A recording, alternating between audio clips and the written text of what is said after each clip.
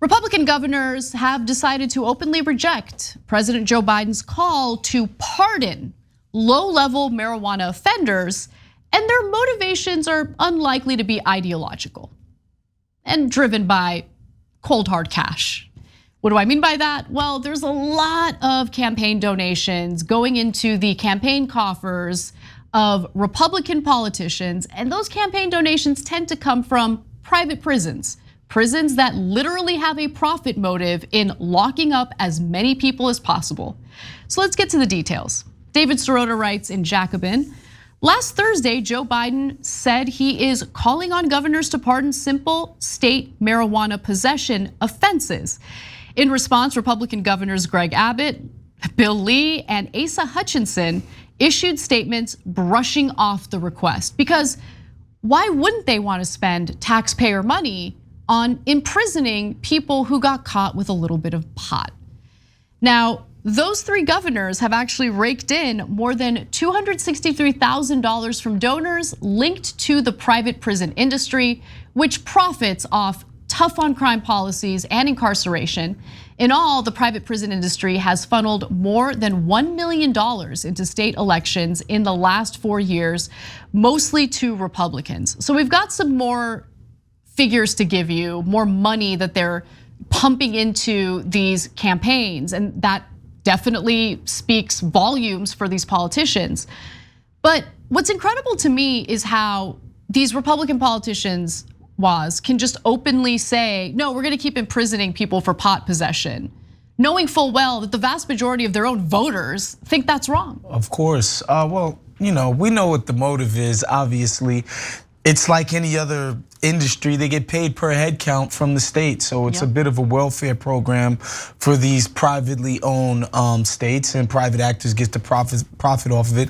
And then of course, as we know, I think the most messed up part about what they're doing to people who are incarcerated is the cheap labor, where they get these guys to work for companies for basically nothing. And if there's anything, the corporate industrial class of our country loves most, it's cheap labor. It's why they chase that cheap labor to China and Southeast Asia. It's why we deindustrialized. It's why a bunch of people can't get good jobs today.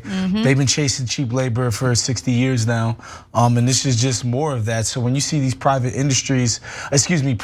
prisons are like, no, you can't let go of our inmates. We don't want them back. It's not about, oh, these guys are dangerous, oh, they're gonna hurt the citizenry.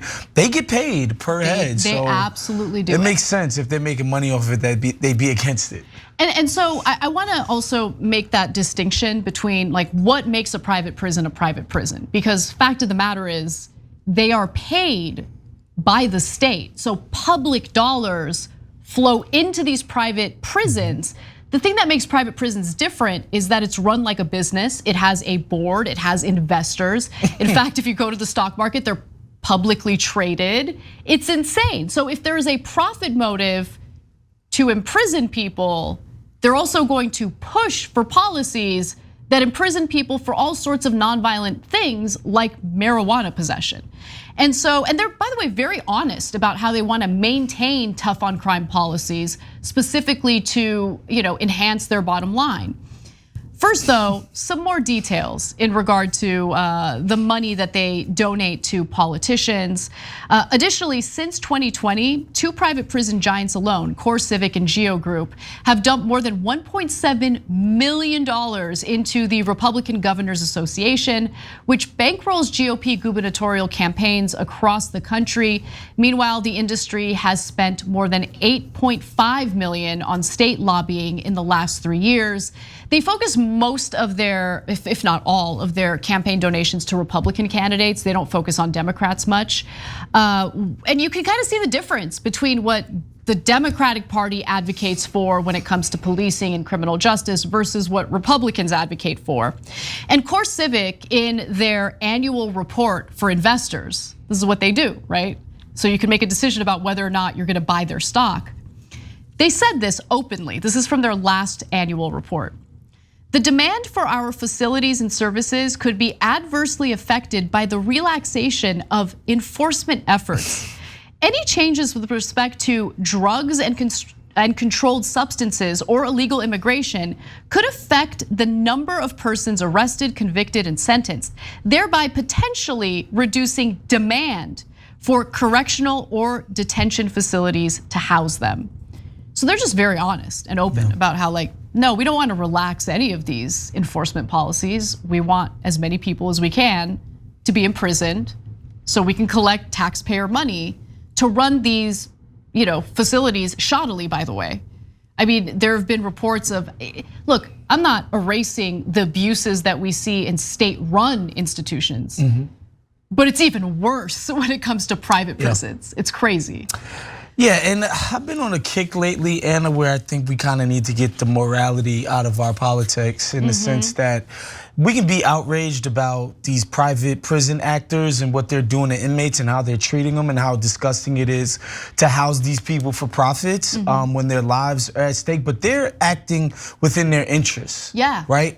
This is what they're going to do. When money's on the line, this is how they're gonna act. This is a rational act on their part. We can say how disgusting it is morally, but they are behaving in a rational fashion. However, lawmakers, people who we elect to put into power, like they're supposed to act in our interests and not in the interests of people who make money off of this stuff. And so, yeah, that's where I'm at with it. Like, we can't expect the prisons to behave justly. I think we got to put pressure on these Republican lawmakers, and that's because that's the only way any of this is going to change. We're not going to get the people who line their pockets, who buy vacation homes and build second swimming pools on the back of these prisoners to change their behaviors.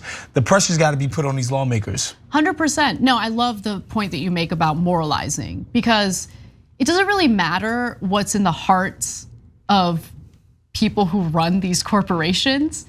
All you have to do is look at what the system entails. And the audience likes to make fun of me because I love saying this, but it's the truth.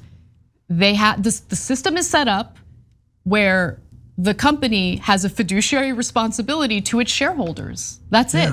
That is how the system is set up. There is no morality that goes into it. You might find it immoral. You might find the system immoral. That's totally fine. But rather than making a point about the morality, I think it's far more effective to criticize the system and how it's set up. As it stands right now, there's absolutely no reason for these people to change up their behaviors. And again, we talk about campaign finance reform, the corruption that goes into just the idea of a lobbying arm in our country. All of those things contribute to how messed up and immoral all of this stuff is. Also, I think it's worth looking into how many of our politicians are personally invested in private prisons because they can trade individual stocks. Yeah, so it's a good thing Nancy Pelosi thinks we should just rely on the morality and the good judgment of our elected officials when it comes to that. Because she is a good arbiter of what is and isn't moral. Of course. Thanks for watching The Young Turks, really appreciate it. Another way to show support is through YouTube memberships. You'll get to interact with us more. There's live chat emojis, badges. You've got emojis of me, Anna, John, JR. So those are super fun. But you also get playback of our exclusive member-only shows and specials right after they air. So all of that, all you gotta do is click that join button right underneath the video. Thank you.